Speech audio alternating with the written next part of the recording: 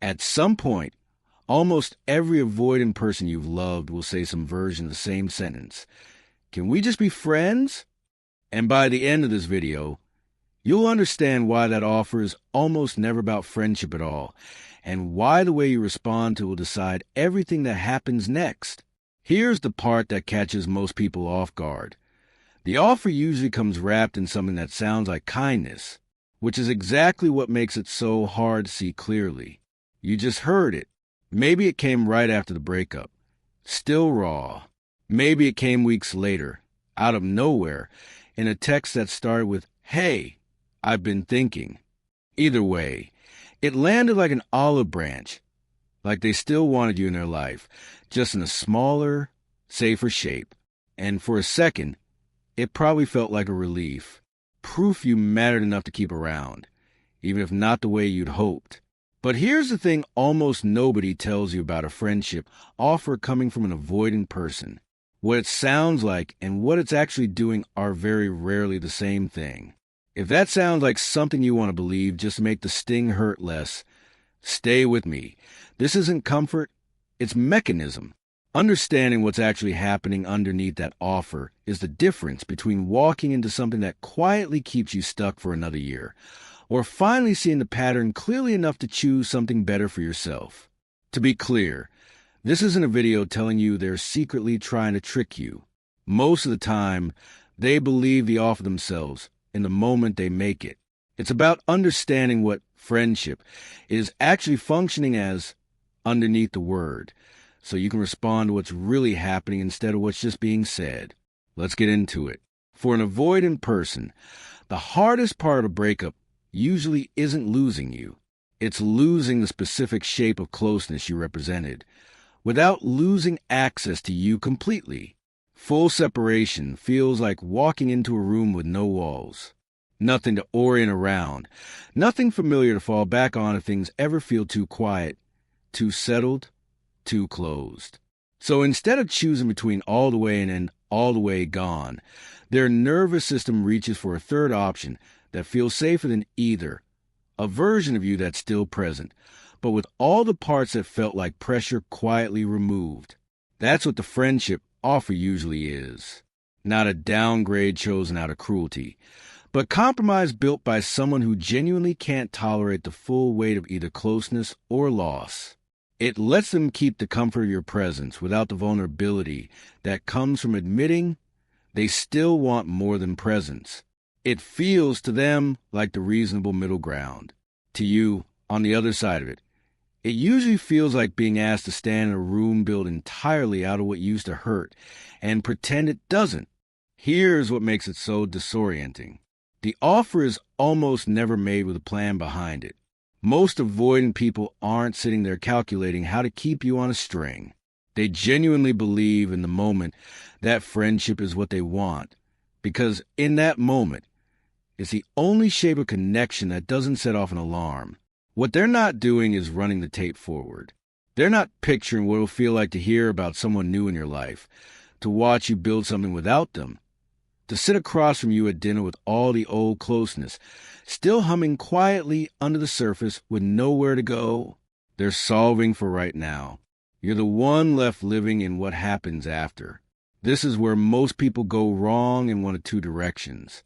Some accept the offer immediately, telling themselves this is proof the door is still open, that staying close is a smart move, the mature move, the move that keeps hope alive without asking for too much.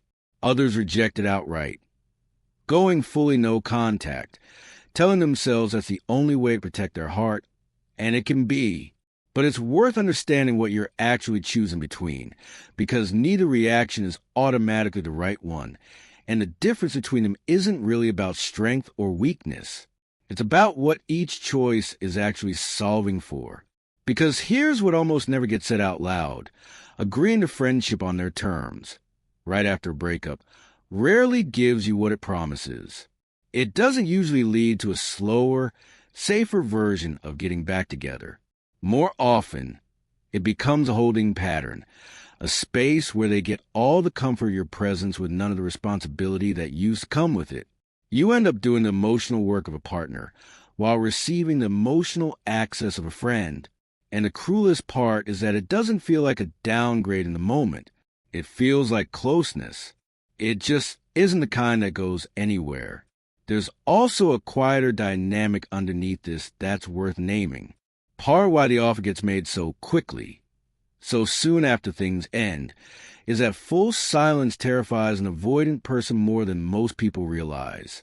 Not because they're desperate to keep you specifically, though sometimes that's part of it, but because total disappearance means facing the ending with nothing to soften it. No text thread to check. No mutual friend update to half listen for. No door, even a cracked one, to glance at occasionally. The friendship offer isn't just about you. It's about giving themselves something to hold on to so the loss doesn't feel as absolute as it actually is. Which brings up the real question underneath all of this. Not should I say yes, but what am I actually being offered and what do I actually need? Because there's a version of friendship after a relationship like this that's genuinely healthy, built later, after real time has passed, after both people have actually grieved what ended instead of just relabeling it. That version tends to come with clear boundaries, no lingering ambiguity, no quiet hope disguised as platonic interest. It's calm. It's settled. Both people can talk about someone new without either one flinching. That is almost never the version being offered in the first few weeks or months. What's usually being offered instead is a paused relationship wearing a friendship's name. Something that keeps the emotional intimacy running in the background while removing the label that would require either person to be accountable for it. And accepting that too early rarely gives you closure. More often, it delays the one thing that would actually help you heal, a clean, honest ending, followed by real distance, followed by real time. Here's what matters most if you're standing in front of that offer right now, trying to decide what to do with it. Their offer isn't proof that you mattered less than you thought, and it isn't secretly proof that they're still in love with you either. It's proof that they're solving for their own comfort in a moment that feels unbearable to sit in without a plan. That's not a judgment on you. It never was. You didn't do something wrong that made friendship the consolation prize. You got close enough, real enough, that losing you completely felt like too much to face all at once. And this was a compromise their nervous system reached for instead. So you have two honest paths forward, and neither one requires you to hate them to choose it. You can decline the offer for now, not out of anger, but out of clarity, recognizing that what you actually need is a real ending before you can build anything real afterward, friendship included. That's not coldness. That's just knowing the difference between healing and holding on with a different label.